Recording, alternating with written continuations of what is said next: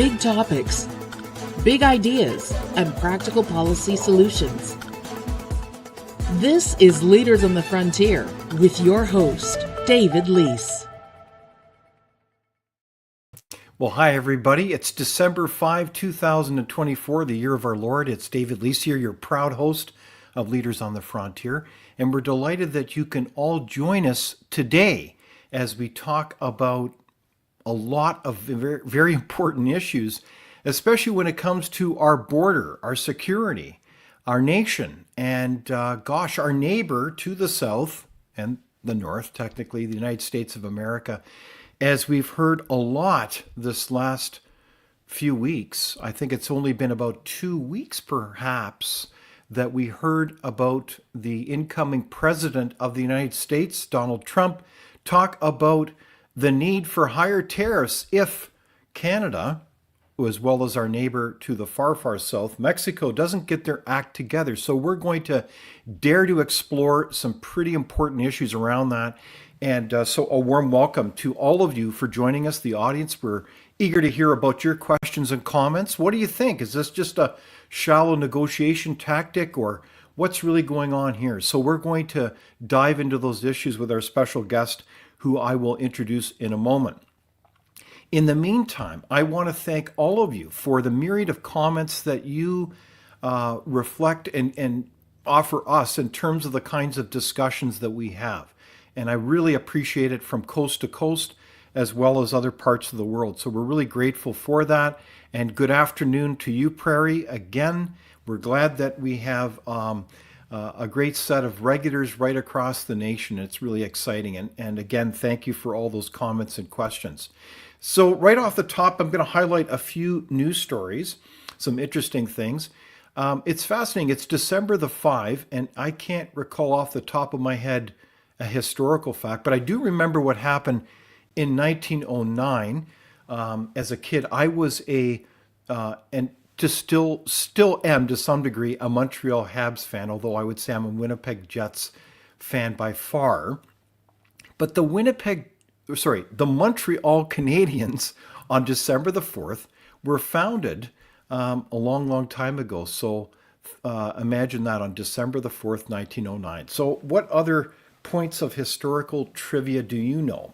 Well, there's a lot of headlines going on this week in Canadian politics. You may have heard that Christmas is on its way, and of course, politicians want to get in on the act. And so what do you think about this $250 GST rebate check? Is it purely electoral politics? Does it have or merit any real public policy? What do you think about it as they try to, the Trudeau government tries to deal with things such as affordability? Is it going to help out you? Will that put a bit of gas in your tank, both literally and metaphorically? What do you think about that? Well, it seems like a lot of polls are suggesting that it's not really making much of a difference.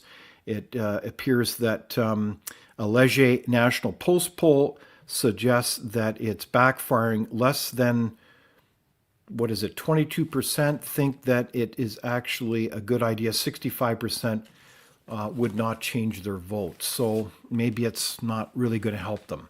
So what do you think?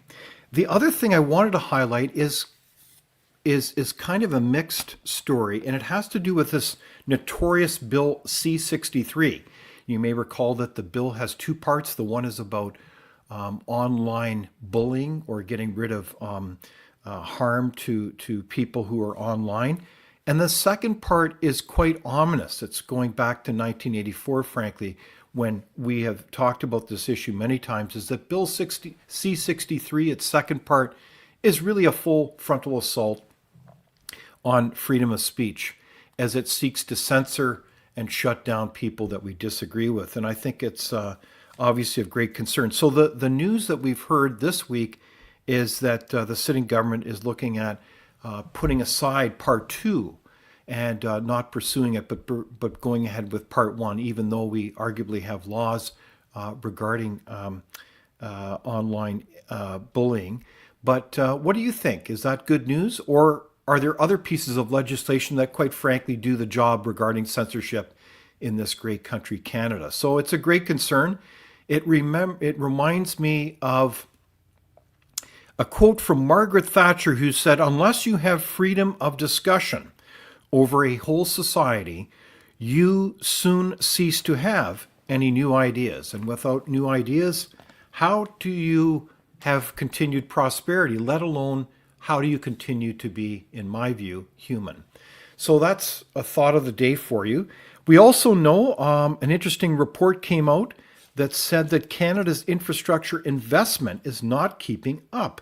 And this is according to an analysis that was done here. It says the average age of the country's non-housing capital stock was just over 9 years old in 2023, leaving almost 64% of its useful life remaining, according to a data released by none other than Stats Canada. So the point is that this is getting to be a problem as the trend line is down. A decrease in the remaining useful service life ratio could indicate that new capital investment is sorely required. So what do you think? Is infrastructure important as we look around at the highways? The Canada Post strike continues. What do you think we should do? Should it be called to an end? It seems like various decision makers are reluctant to put their thumb in that and deal with it. How is the Canada Post strike impacting you? That's a question to you. So there's lots going on in this great country. And one of the things that has happened is, of course, the so-called tweet from Donald Trump, the incoming president.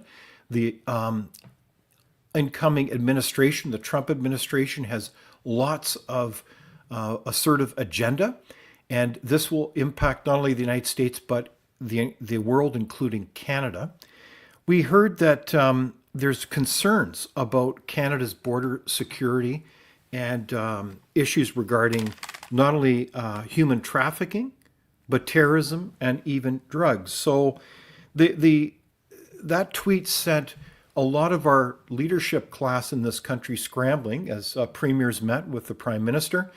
And would you believe the Prime Minister even went cap in hand to the Southern White House in Palm Beach, Florida, Mar-a-Lago, and Trudeau actually met with the incoming president, and they had a discussion. And it's not clear exactly what all happened, but what is clear is there was some jovial discussion over dinner, as well as some very clear messages made around the need for Canada to get its, quote, act or Security Act and border into shape. And also there was some, well, what do you think? Was it a joke when the president referred to the need to perhaps make Canada a new U.S. state, and maybe the Prime Minister then would become a, quote, governor? And there was even an interesting picture that I think was done with the help of artificial intelligence, or AI, that showed Donald Trump showing a sweeping Canada-like vista over the mountains, saying, "Oh, Canada," with a huge Canadian flag in the background. What was that all about? Well, so what do you think? What's going on there? So we have a lot of very interesting issues to talk about today, and I really invite you to like and share this discussion. These are very important discussions because, as it was said a long time ago after 9/11, those brutal terrorist attacks, that an important principle was being invoked at that time, and that was that security trumps trade. And I say this phrase deliberately as a paraphrase with the incoming president. But what do you think about that? So with us here today, I am honored to welcome our friend and our guest. He's a security analyst, Scott McGregor. So a warm welcome to you, Scott, my friend. Oh, I think we're not hearing you. But I will tell you once we get Scott's audio up here, Scott is a intelligence operator with the Armed Forces formerly, and he's also worked as a intelligence advisor with the RCMP, and he also runs a intelligence consultancy. So a warm welcome to you, Scott. Well, thanks for having me. I'm looking forward to this. Scott, one of the things that we've talked a lot about a number of security related issues as it relates to Canada, including the issue of foreign interference. And you wrote a brilliant book with another colleague, Ina Mitchell, And I really recommend this book. It's called The Mosaic Effect, and it's really takes an in-depth view of how the Chinese Communist Party started a hybrid war in America's backyard. And America's backyard, what is the reference there, Scott? I think this is very apropos to our discussion, is it not? I would say it is. Yeah, America's backyard is Canada, obviously. Okay, so just to be clear, America's backyard is Canada. So you, in this analysis, you break down in stunning detail. Again, it's kind of like truth is stranger than fiction. In fact, somebody should make a movie out of this book. My recommendation is you break down in great detail, footnotes and all, pictures of all kinds of people that have been working steadily with the Chinese government. And so what is your basic thesis in that book, Scott? Can you tell us more about it? Certainly. The premise of the book starts with a classified document called Operation Dragon Lord, which is an American classified document by the Department of Justice. It involves the NSA, the FBI, and others. And it identifies Canada as a national security threat to the United States. So Canada is a threat to the United States. Now, this document was written 30 years ago. So this isn't something new. The Americans have known for a long time that Canada's, had some issues that are impacting its national security. In the document, it actually identifies some politicians and others where the FBI has been looking into them. So that's the beginning of the book. The book also lays out exactly how China conducts hybrid warfare. And for those that are uninitiated into what hybrid warfare is, that you may be hearing in the news a lot more lately, that's the political, the economic, and transnational organized crime. That's keeping it really simple. I don't like to complicate it too much. But we see all these things now. You're reading them in the news. They're on TV, and it's complex, but you're starting to see a much broader picture as it unfolds today.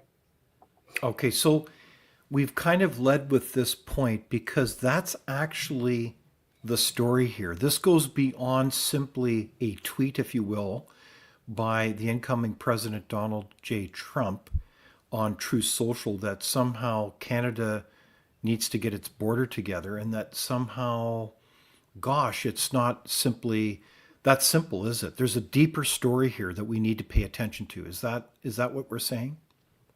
Yes, the tweet is very strategic. It's basically putting Canada and Mexico, giving them a warning that they need to take care of what's going on in their countries if they want to deal with the United States. The United States has had enough.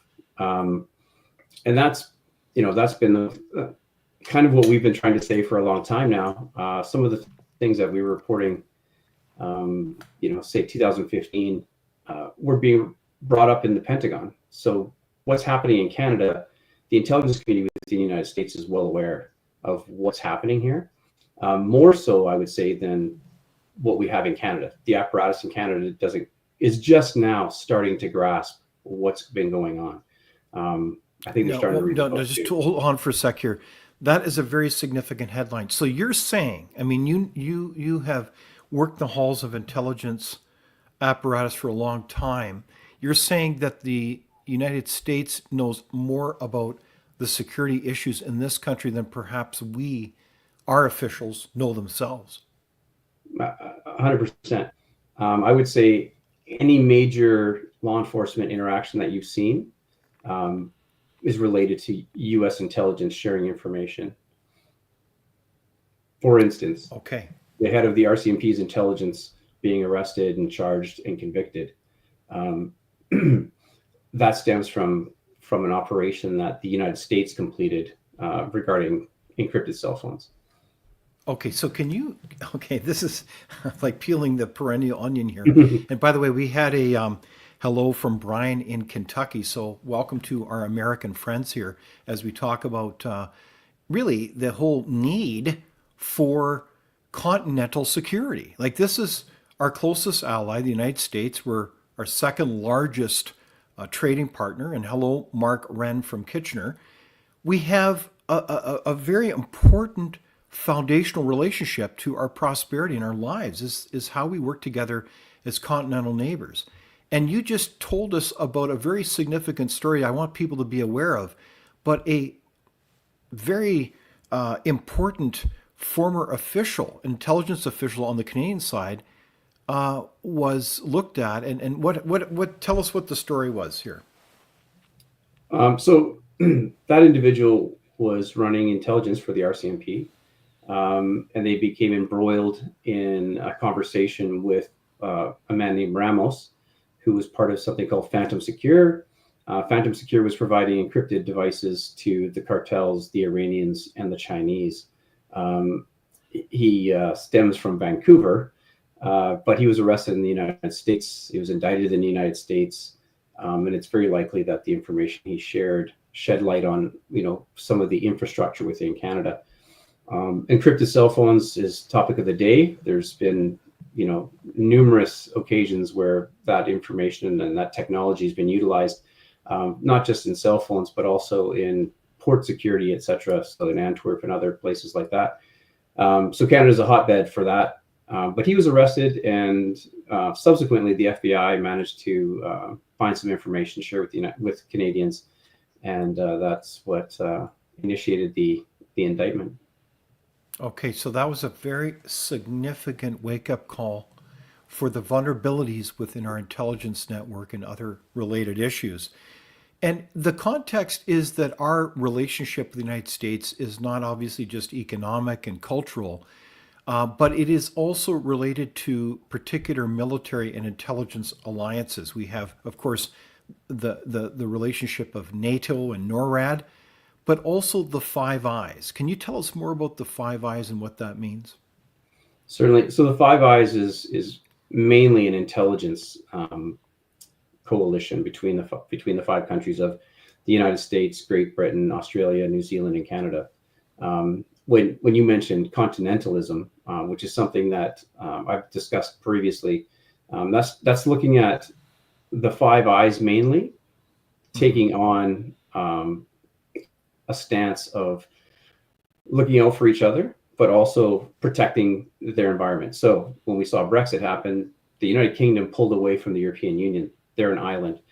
North America, for the most part, is an island. Australia is an island. New Zealand is an island.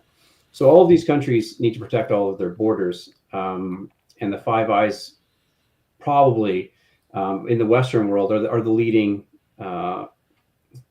elements, I guess you might say, in the intelligence world on the classified side. That doesn't mean that we don't work with the other countries like NATO and some of our other allies, but the closeness based on geosocial and geopolitical goals, well, that's what really ties us together.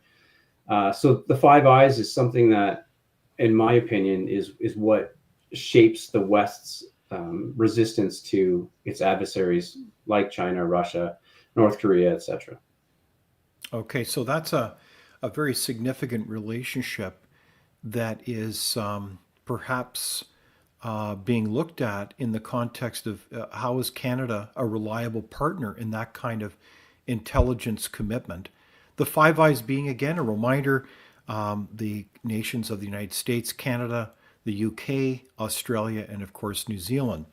So when we look at this type of issue, today I want to remind the audience I'm talking with Scott McGregor, a former intelligence officer with the Armed Forces as well as the RCMP, and he is a independent intelligence consultant. So, Scott, the type of tweet, if you will, that was issued by Donald J. Trump, is that, how do you view that? So it's not just simply a kind of a negotiation missive, or is it? To a point, I would say it is a negotiation tool, but really the negotiation is stating that the United States is taking a stance, and you're either with us or you're against us. What's been happening to the United States is infiltration from both Mexico and Canada of everything from illicit goods to human smuggling to you name it. Everything's coming through the borders, and that's that. And I mean, sometimes those borders are not physical. Things that are emanating from Canada make its way to the United States. I'm sure we're going to discuss other things like the TD Bank and others, but Mhm. he's just letting us know. And it depends on who you are, because it means different things to different people. Mhm. When you're already living this and working in this environment, then you have an awareness of what's going on. So I think the tweet reached a lot more people. We've seen a change in sentiment towards aggressors like China, within Canada especially. And the wake up call is here. It's in our news. It's in our politics. It's everywhere now. So people are becoming more alive to what's happening. And I would say that what he just did was identify the cognitive dissonance that's going on in Ottawa. I know the Canadian ambassador to the United States just stated openly that Canada only accounts for 2% of the fentanyl going into the United States, which is completely inaccurate. Yeah, okay, so just hold on for a sec. You're saying that a senior Canadian official talks about 2% that Canada's responsible for is some 2% of the fentanyl trade, and that's nonsense? That's absolute nonsense. And it's So it's what? it's it's odd because she happens to be in DC, where you would think that she would have better access to information. But again, it all depends on who's advising you and what political stance you're trying to take. So the government has been advised of what's been going on in Canada for a number of years. Myself and others have been raising concerns and trying to Mhm. raise awareness within government. And only now, when Donald Trump sends a tweet, do we suddenly get a reaction. Okay. So, well, by golly, we've got a reaction. I'm curious what you as an audience think about this issue. Because to my introduction, security does ultimately trump trade, right? And this is, I guess, something that perhaps we don't quite understand is how visceral and important this issue of security is for the United States. As well, frankly, tens of thousands of people die of fentanyl overdoses in the United States. I mean, in Canada, it is also pretty bad. I think in Vancouver, I believe, if memory serves me correctly, on an annualized basis, well over 2,000 people are dying every year. I mean, it's horrific to imagine 2,000 people lined up in caskets who have died because of drug overdoses. I mean, it's hard to comprehend. So in this context, is that really part of what's driving this issue in the United States? Is just simply the incredible carnage that drug trafficking is making in the United States? It definitely is. More people have died of fentanyl in the United States than they did in World War II. Now, that is Sorry, can something. you repeat that? More More people people have have died died. of fentanyl overdoses in the United States than they lost in World War II. That is horrific. That is shocking. There's a lot of concerns around something like fentanyl. It's a synthetic narcotic. It's replacing things like heroin. It's being found in every other narcotic you can think of, from meth to marijuana. So it's a very big concern to them. And because it can be made domestically, it's no longer something that you can protect against in terms of source countries, right? So originally, when we were looking at cocaine, et cetera, we were worried about places like Colombia and Peru, places that are outside of the country. And now you're finding that within our own trade partners, this stuff is being produced en masse, and being fed to the United States. Now, a lot of people might say, this is just evolution, and that's a possibility. I'm here to tell you that I believe there's intent behind what's going on. Um, there's definitely more to what is happening with fentanyl than people realize. And fentanyl, for anybody that doesn't know, 2 grains of salt-sized fentanyl will kill a human being. Carfentanil, which is something that's 1,000 times more potent than fentanyl, is also something that's being brought into the country. Now, the precursors for fentanyl come from a country called China, and they've been coming to Canada in bulk for a very long time because it's legal. Now, the people that are doing this are no fools, and they use nominees and numbered companies that will bring the precursors in. But the fact of the matter is that those narcotics are being produced in Canada. Canada is a transshipment point or a source country. Canada doesn't have the population base or the money to make that much off of this type of drug.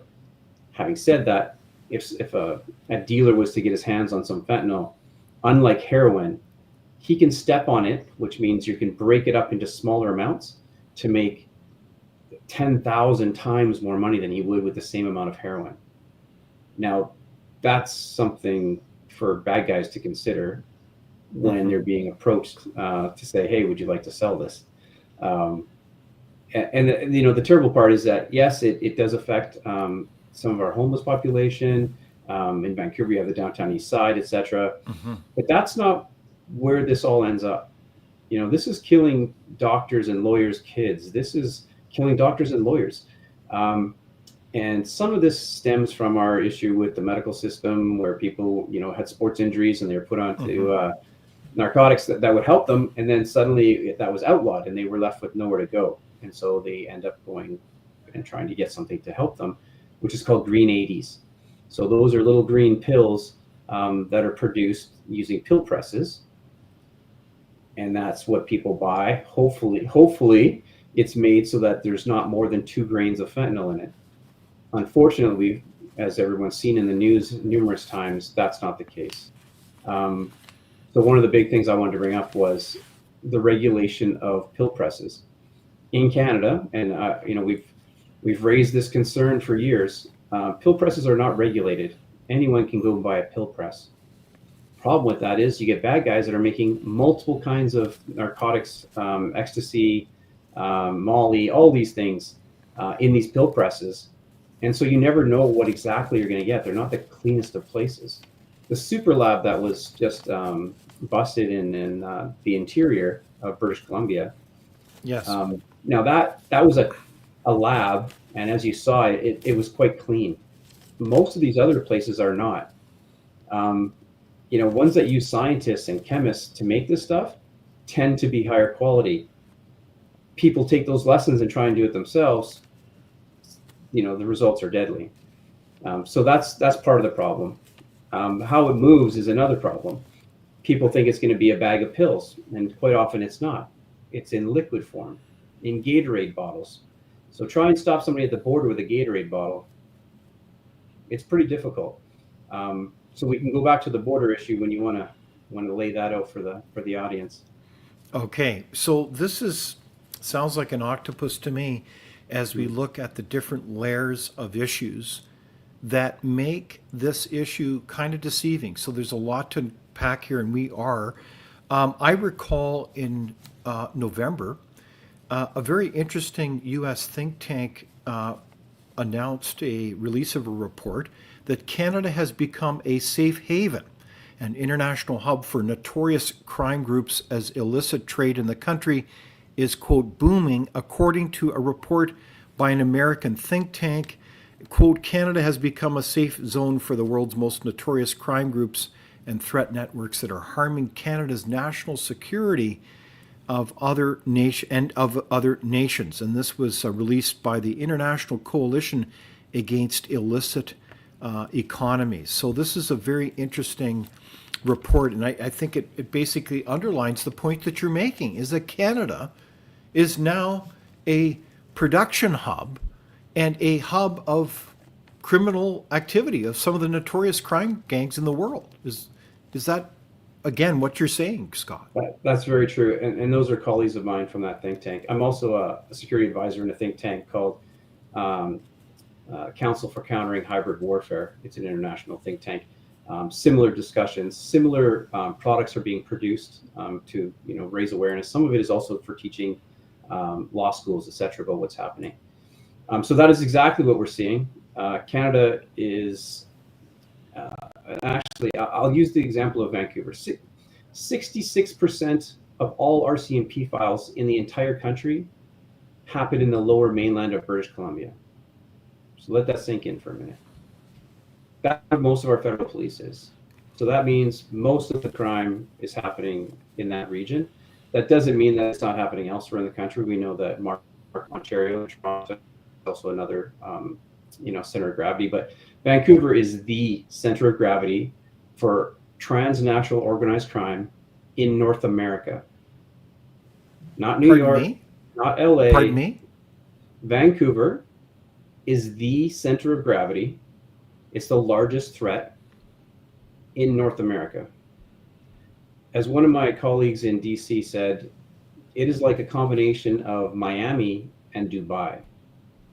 You have state and non-state actors working with local host nation gangs of the highest caliber in the world. It is the financial hub for all of the money laundering in the world. Yes. And the encryption that we're talking about that facilitates a lot of the mid to lower level activity, even some of the higher level activity, um, originates in Vancouver. I've done a few different interviews. I did one with the Fifth Estate, talked about this, and I've done one with Japan talking about crypto. Vancouver is the center of gravity. I'll tell you another thing. The headquarters for the Belt and Road Initiative for the Chinese is in Vancouver. It's in South Surrey. There's an article written by a man named Graham Wood a few years ago that I worked with Yes. him Yeah. on, and it clearly identifies this. It's identified in the book as well. So to think that what's happening in Canada is new, it's not. It's been around for 30 plus years. It's managed to get into everything. When I talk to analysts working in law enforcement and the intelligence world, they used to say it's permeated before I came along, and now they say it's completely saturated. Every single federal file they look at ties back to the same individuals, the same networks.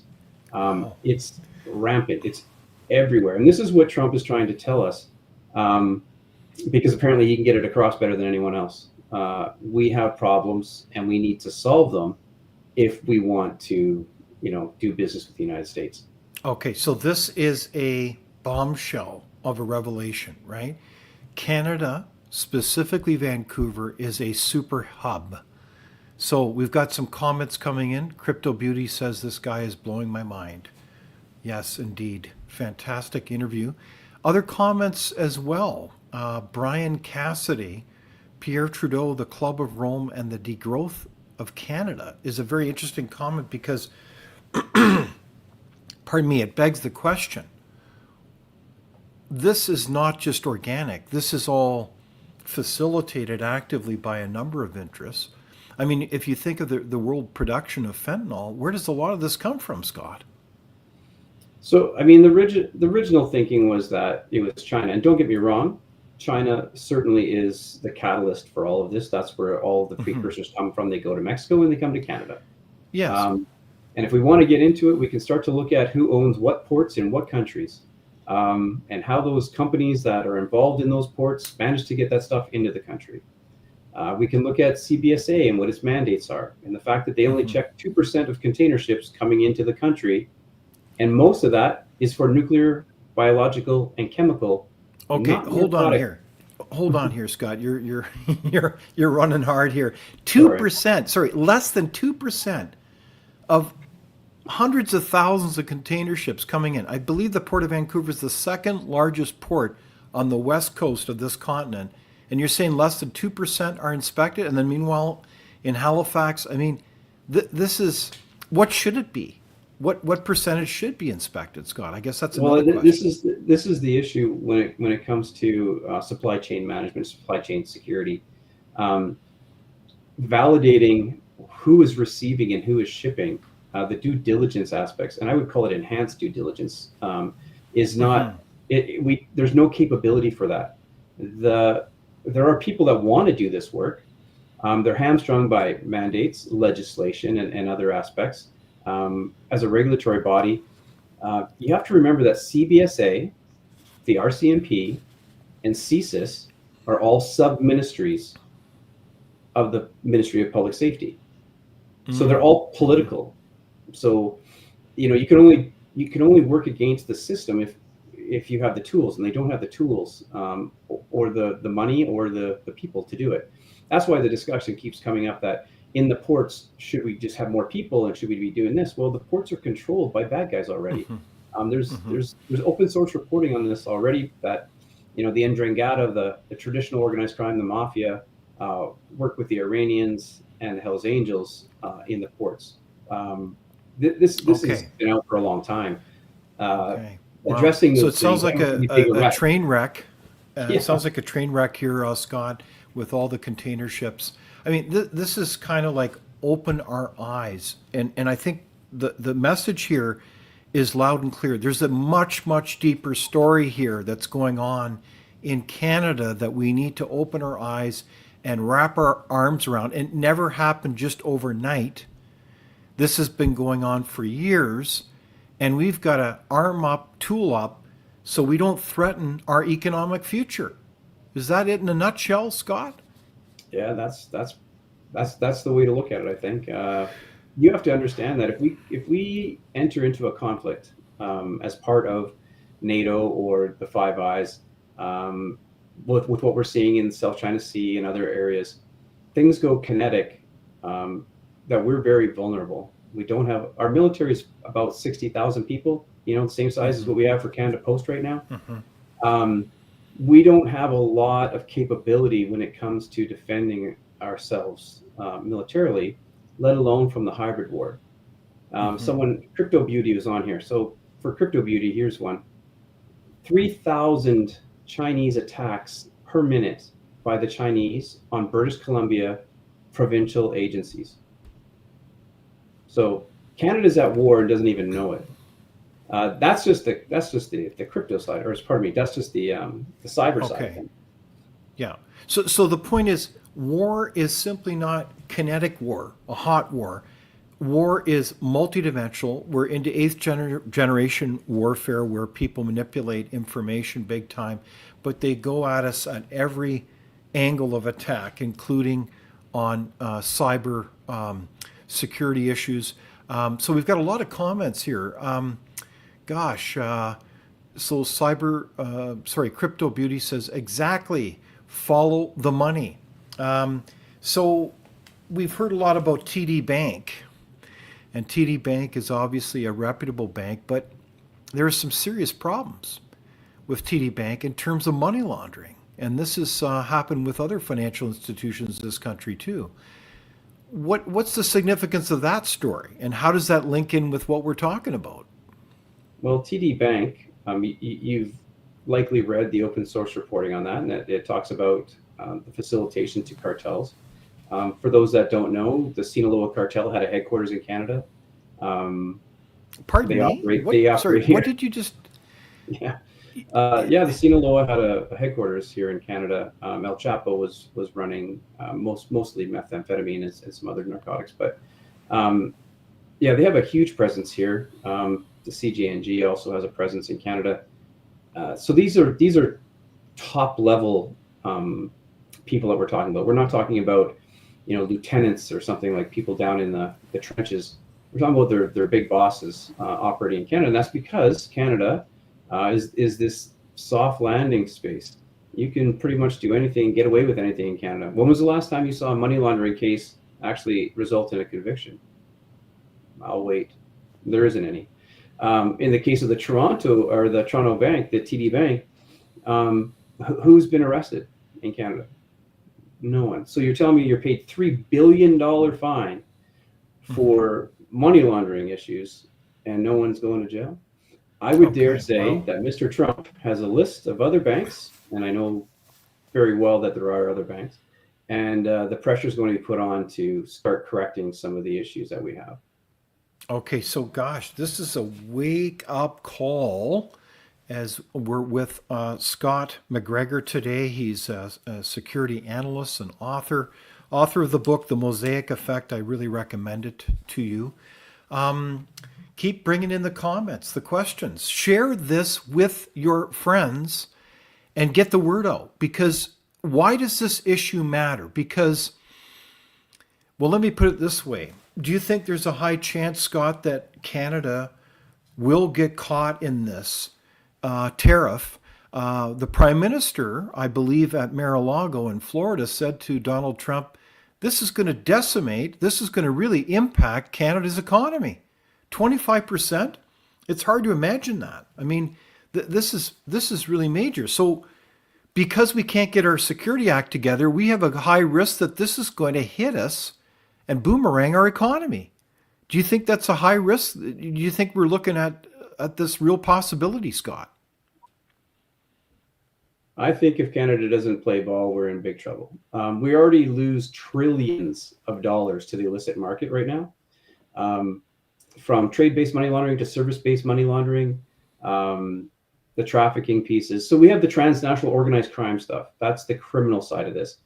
The side that people forget is that these guys are working with state and state-sponsored, so proxies. This is completely infiltrated every aspect of Canadian culture. Every aspect. Anything you look at, I could tell you something that's bad about it. And that's scary. So can you wait a sec? Can you give an example so we understand that? What are you driving at? Well, what I'm driving at is if we're looking at our trade relations with partners, we're talking about China, so let's talk about China. When you think about importing something from China, maybe it's cabinets, maybe it's marble, maybe it's whatever it is that you're trying to get. The people that are facilitating that are conducting trade-based money laundering and service-based money laundering, meaning when someone is going to pay a certain amount for something, let's say it's worth $1,000 and they pay them $10,000, then there's a service that is provided for the other $9,000. Or that money is laundered. Here in Canada, it's pretty easy to do. As you've seen, no one's getting arrested for money laundering in Canada. Okay, so that includes the concerns regarding, for example, casinos. Is that right? Oh, for sure. Casinos are very, very difficult to monitor in terms of how the money gets in there. The casinos do their best, and they follow the rules and the regulations as best they can. The PCML-TFA, which is the Proceeds of Crime, Terrorist Financing, Money Laundering Act, is pretty definitive, and it's mainly about reporting. So what we get is a lot of reporting, and then zero consequences. I can think of people that had hundreds of suspicious transaction reports, and nothing's ever happened to them. So where did that money come from? And so, but why would that be, Scott? Like, these are arguably serious crimes, and there's no consequences. So what is going on here? It begs the issue, like, either law enforcement is not being supported, they're undermined by the design of the law, or the people at the very, very top are compromised, or some combination thereof. I mean, what's going on here? You said it, not me. I said it. I would say that everything you just said is absolutely true. Okay, so that's the summary right there, folks. Wow, what a mind-blowing story. This is a very important issue. We got lots of comments. Norwood Cooper says, Pierre Poilievre just said the checking of the sea cans was only less than 2% or 0.02% of all the ones coming in the port. So maybe it's even lower, Scott, if that's what I understand from that comment. Wow. And he's speaking, I think, to narcotics or that type of thing. I'm saying in total, 2% or less is checked. Gosh, this doesn't really build a lot of confidence. So we got to get our act together. So we know that we got to look at our courts, our ports and our courts. And the U.S. is looking at everything. So we can't really separate the economy from security here. So if we care about our economy, our standard of living, we got to get with the program. So let this be a wake-up call. And I guess the question is a fascinating one that came up here. And that is, do we empower our border officials? And I'm a bit of a fan. I watched the program over the years called Border Security, where they're checking out people and find a bit of salami in someone's bag, and then they say, they give them a warning. But the punchline is this: do we empower our customs officials to be like police officers or not? Definitely not. They do not have the same powers as the police. Criminal matters are turned over to the RCMP. The RCMP is shorthanded.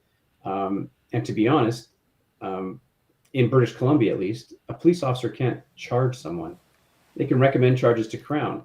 So if we have any issues with our justice system, whether it's corruption or just the fact that the legislation doesn't seem to work, because it's ancient in a lot of areas, then they're doing all this work for nothing, you know.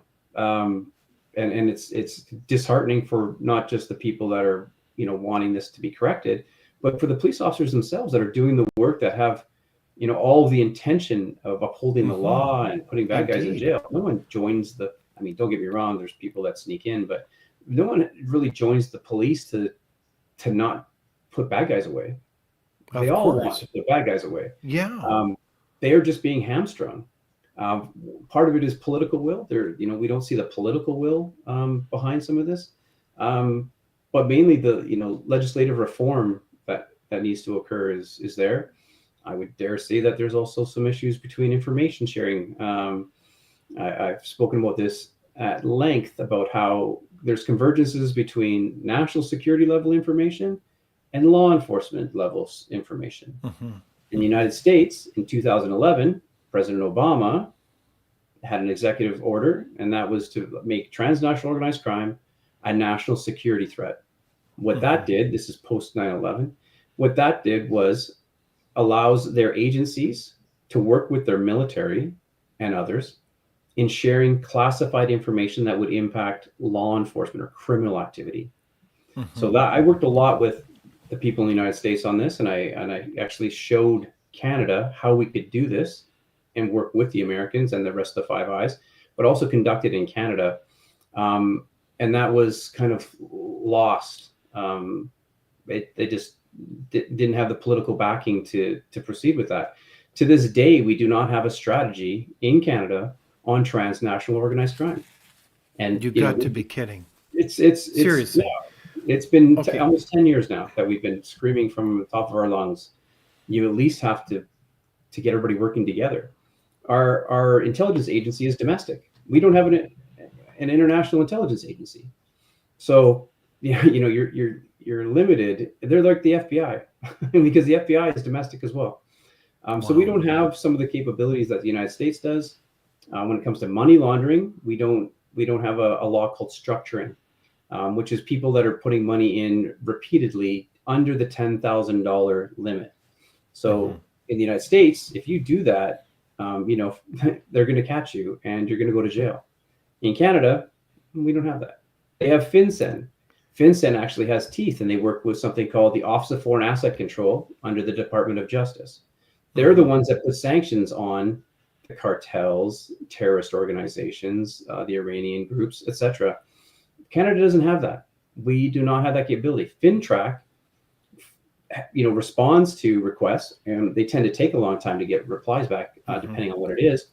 But they have the capability to fine an entity $500,000 for each instance where they didn't properly report. Now, in the casino area, I would say that would be significant because there were a lot of that going on and there were zero results. So if the agencies aren't working together, it's difficult to do anything. And I think Trump's tweet is trying to say, get your act together and let's move forward. Wow, this is quite a conversation with our friend Scott McGregor, an intelligence analyst, and we really appreciate everyone's comments that keep coming in fast and furious. But it sounds like we don't have a national security. We need to empower our border agents. We need to get them not only the modern technology to do their job, we need to get the law behind them, so we can get on with getting the bad guys. And we need to examine port security. I mean, this is just the tip of the iceberg. So I want to just be a little bit of a devil's advocate for a second here. And that is, some have suggested that the whole idea that this Trump wake-up call lumps us in with Mexico, which is a different cat. I mean, it's obviously a great country, but it has a lot of major challenges as a kind of a narco state. Is that really fair, Scott, that the incoming president lumped us in with Mexico. I mean, surely in the age of Biden, with an open border with Mexico, with literally millions streaming in and all kinds of other nonsense, why is it appropriate that somehow our best friend, the United States, would lump us in with Mexico, of all things? No offense to Mexico. Well, I mean, we love that country, but do you know what I'm getting at, Scott? People Is are that going really to fair? be upset when I say this, but I'm going to tell you right now. Canada is a bigger threat to the United States than Mexico. Pardon me? You got to be And kidding, Scott. I'm dead serious. I had a briefing that I gave a general from Northcom. So he's the guy that runs the Northern Command. He looks at the border, and he said that they were concerned that they had put so many assets on the south, they had no idea what was going on in the north. When you see these people that have gotten into the United States without any issues, okay, it's not because some coyote in Mexico managed to get some Hezbollah guy into the States. In Canada, you just walk right across the border. You join the Nexus program and you go right through. Canada is the leaky sieve. I'm telling you, what's happening here is so much higher level. And it's not to say that Mexico doesn't have a lot of bad things going on, but the amount of law enforcement, national security assets that are operating in that region, you couldn't believe what they're looking at and what they understand. In Canada, when I said that they know more about what's going on in Canada, that's because they were tipped off by myself and others while we worked in the government. And then they started to look for themselves. So they know what's happening here, and they know the level of what's happening here. I don't know if everyone's aware, but Vancouver has the largest Iranian diaspora post-Shah in the world. Sorry, what do you mean by that? Can you explain that to us? Sure, certainly. So that means there are more Iranians that are connected to individuals and entities and organizations that are not pro-West. So Hostile. IRGC, Hezbollah, Quds Force, those individuals are all operating here in Canada, mainly based out of Vancouver. You saw, I think in the news a while back, there was a big bust and a bunch of Iranian people were caught in Ontario. That's right, yeah. Those were the junior members. And they got off. Nothing happened to them. So that's what you're looking at here. We have the biggest threats in Canada. I know. I saw a comment somebody said about dope and guns. Just it's anywhere across the border. It's so easy, and they're not wrong. But there's even bigger ways. So Canada is a transshipment point. When things are coming into Canada, no one's looking at what's going out. And so we tend to be the place where, some stuff gets offloaded to pay for things like security, supply chain management, and that kind of thing. And yes, it impacts our cities, and yes, it gets across Canada, etc. But it's mainly destined for other places like Australia and Japan, where in Japan, methamphetamine is 700 times more expensive than it is in Canada. Why would you sell it in Canada? Exactly. Get it to Mexico. Yeah. Or get it to right. But it strikes me that there's a lot of interrelated issues here related to security, big time, that we are kind of asleep at the switch on or knowingly enable it from all kinds of angles. And it's interesting, as an example, I know that one third of cigarettes in Canada are through the black market. So obviously, if cigarettes can easily flow through at that level, I mean, it's obviously involving huge criminal syndicates. It doesn't take a rocket scientist to figure out that this is happening on all kinds of fronts, including fentanyl, drugs, and all the rest. That's the theme, isn't it? Well, they've said that sieve. The cigarettes have exceeded cocaine. Illegal cigarettes, there's some open source information on cigarettes related to Hezbollah. So that's how they fund a lot of their operations, both here in the West, but also externally. Sorry, can you repeat that, Scott? I think I heard what you said, but you got to Yeah. repeat this. This is bizarre. Yeah, cigarettes outweigh the amount of cocaine imported into Canada. So illicit cigarettes is massive. So tobacco is one of the big areas of regulation when you look at regulatory bodies across Canada, and they've known for a long time that it's a big deal, but they didn't quite realize just how big. So it's bigger than cocaine. Okay, Um, so this is Easier to just move. infuriating. I mean, this is crazy. And it's interesting. The incoming border czar in the Trump administration, is it Tom Hallman, is right from upstate New York here. He would know all about this, wouldn't he? He certainly would. Uh, Cornwall's a point of interest. Yeah. I've lived in that region, so I know a fair amount about it. I mean, this is crazy. So, what do you think? I'm talking to Scott McGregor, intelligence analyst and author of, again, the Mosaic Effect.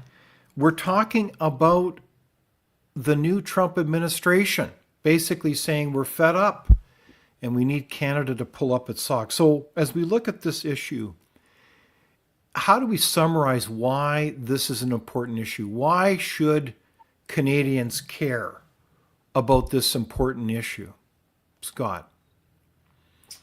Well, I think the first point is when you're looking at the price of things in Canada, we're in a country that has probably more natural resources than almost any other country.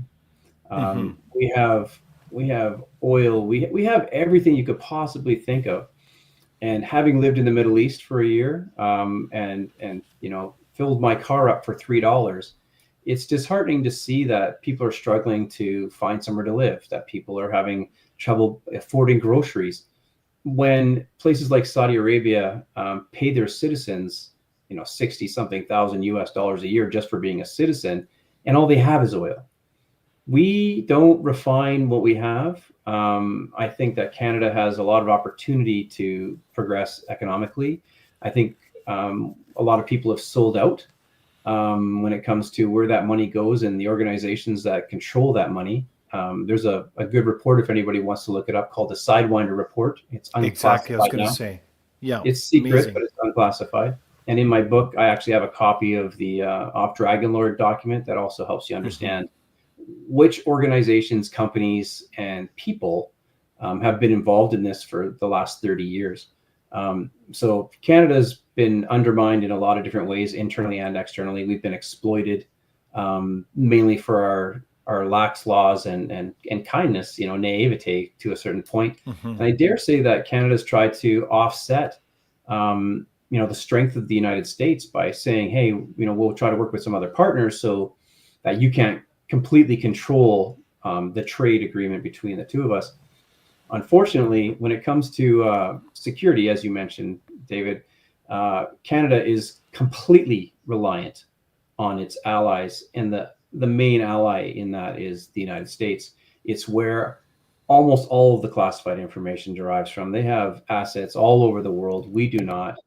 And if we don't start working with them, basically, Canada's in big trouble. It's been called a vassal state of China already. So we need to wake up and do something about it. I know lots of people Okay. want to. All right. Well said, Scott McGregor. This is a very serious topic. It puts in jeopardy our economy, our future standard of living, and frankly, it's a security issue for all of us. As we look around our community and our loved ones and their safety, we should be all over this. It's interesting. We got a lot of comments, and a key question here as we start to wrap up things is, Scott, how does your average citizen put pressure on the government or agencies to help change these systems from the bottom up? And that is definitely the concluding question of the day, Scott. Any suggestions there? I think when I mentioned sentiment is changing, we know that mainstream media is starting to be forced to report what's actually going on. They're Mm-hmm. missing a lot. And I think your average citizen having conversations about this and not being afraid to speak out, because I think a lot of people were and have been worried about, upsetting the apple cart, etc., or, having a comment that doesn't fit with the narrative. And I think that groupthink is undermining what we actually need to be doing, which is having debate over these things. So bringing it up in your family, speaking to your MLA and your MPs, and writing letters, asking them for answers and action about the things that are going on. There's no denying it now. There's enough in open source that, people like me that work in the classified domains, we can just point to that information and say, yeah, now you guys have got it. Now you have the information you need to do something about what's going on here. So changing the sentiment, amongst yourselves in society is going to make a big difference. Okay, so let us speak up. Let us join hands as citizens and realize this is an important issue. It's a real and present danger, and we need to get on it for the sake of our country. I think it's also very interesting and very timely that the inquiry on foreign election interference has been wrapping things up. And that's been pretty mixed, hasn't it, Scott? But this is all interrelated as you think about the usual suspects still trying to interfere with our elections. Our elections. We should be all over that, shouldn't we, Scott? What's the key takeaway there as we look to wrap up that inquiry, and what can we do? Yeah, I think, foreign interference is a new term that someone made up. When I mentioned hybrid warfare, that falls under the political aspect. So that's sharp power. It's called sharp power. And that goes from grassroots right on up to the top of the federal government. If you want to know about the 11 MPs that they're talking about, read the book. What's happening? It's all in there. What's happening with the foreign interference piece is concerning because a lot of it's being held back. Yes, people are speaking out, but kind of like the Cullen Commission, there's a bit of a whitewash going on. And I hate to say it, but Ottawa think the cognitive dissonance that's in Ottawa, it boggles the mind that they don't understand the complexity of what's happening in the country, or that they don't want the country to know because anti-government sentiment is at such a high right now. It provides opportunities for some radical extremist groups to jump on the bandwagon when someone speaks about something, which is another way to discredit them. And to think that that's not planned, well, it is. So we'll see, neo-Nazi groups that jump on someone that's just trying to say, hey, we need to look at this, because it's a way for them to both recruit, but also gain notoriety and sort of normalize who they are. So in the foreign interference piece, I mean, some of the big actors that I've been talking about have donated and arranged for fundraising for political parties. Now I'm nonpartisan. I don't. It doesn't really sway me either way. The interference that's been going on, and I'm going to say mainly from China, it doesn't matter which party you're in. You're going to experience it. Because they hedge their bets. They don't put all their apples in one cart. They know how to do this. They've been doing this a long time. I think you're right. And it's not just elected officials, it's key people within all our key institutions across this country. And I have seen it. And so this is a real issue that we can't be naive to, but we've got to be able to speak up and say no more of this. This is unacceptable. And in fact, if you want to know more, don't just simply read Scott's book. Also look at a comment from Norwood Cooper, who says Sam Cooper wrote a book, Willful Blindness. I would recommend that book as well. It's a great read about the laundering of money in BC at the casinos. So I would again recommend that book. So we have covered a lot today, my friend Scott McGregor and our audience, and I'm really grateful that we could all come together and talk about this important issue. So we really appreciate everyone's comments and participation. Make sure you join us every week here, and also be sure to sign up for our newsletter at the Frontier Center for Public Policy. We welcome your comments. I'm just trying to see, what was that comment there? Good people need to take interest in running for boards, politics, government positions, and if you don't, the leftists will.